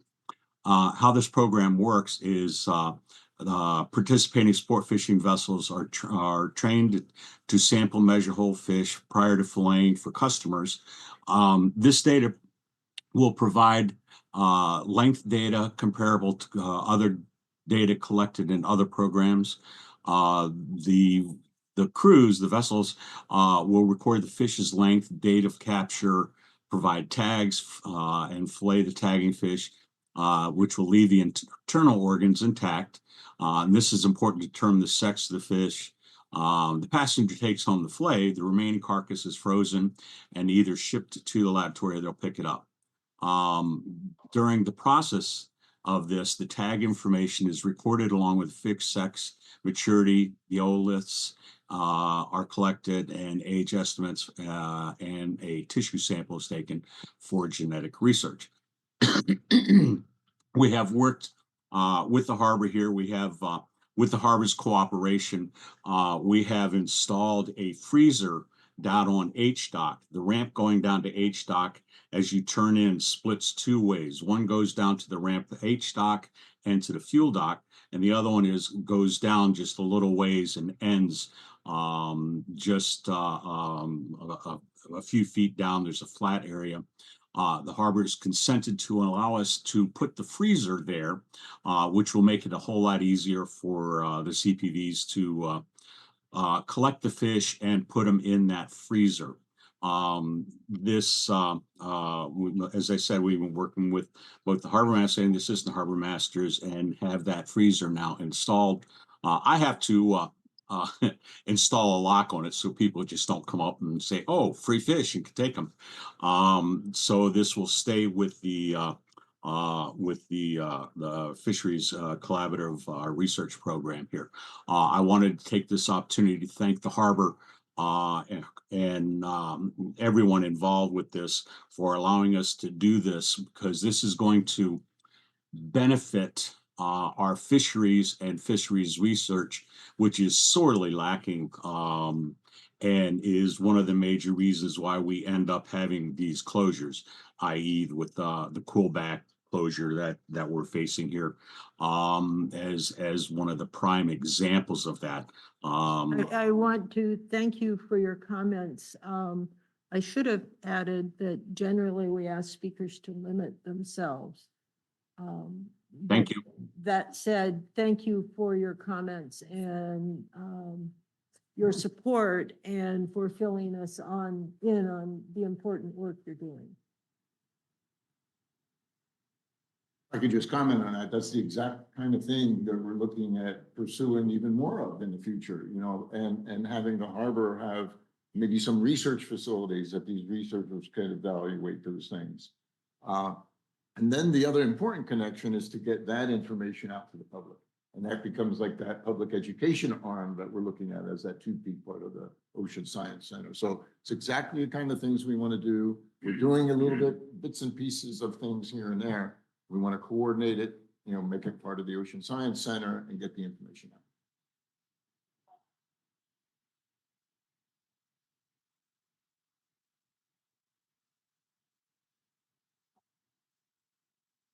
Thank you. Well, You're let's welcome. break. Let's take a recess in the meeting. We will come back to finish the agenda.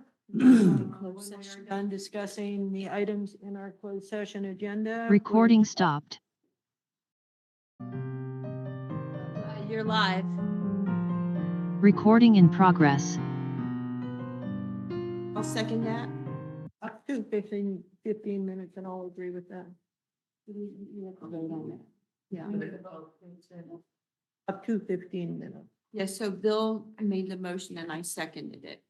Okay, and we have just come out of closed session, no action having been taken. We're now in agenda item I, discussion about a property purchase. You can read all the APNs in the agenda in Princeton by the Sea. Oh, the town of Princeton by the Sea. I like that. Town community. Well, but it's not Half Moon Bay, as they It's keep not. claiming. And so if you would like to do do the agenda item, Jim, and then we'll call the question. This staff report concerns the possible approval of a purchase sale agreement for property located in Princeton. The board are already approved the negotiated purchase price. The PSA has been approved both by our attorneys and their attorneys. And the only thing different about this is, or unique about this, is it's authorizing more money than the sale price, so that I have the authority to cover closing costs that may be involved. Other than that, the PSA is the same PSA that you've read before, and there's no changes in that PSA. Discussion? No, I'll make a motion to approve resolution 25-06 to approve a purchase and sale agreement between the district and Jenny Dooley seller to acquire the properties located in Princeton and for not to exceed $2 million. Second? I'll second that. Oh. Thank you, Bill. Let's have a roll call vote, please. Slater Carter, Yes. Commissioner Domrat, Yes. Commissioner Zemke, Commissioner Mathush, Absent. Commissioner Jane Crowley. Aye.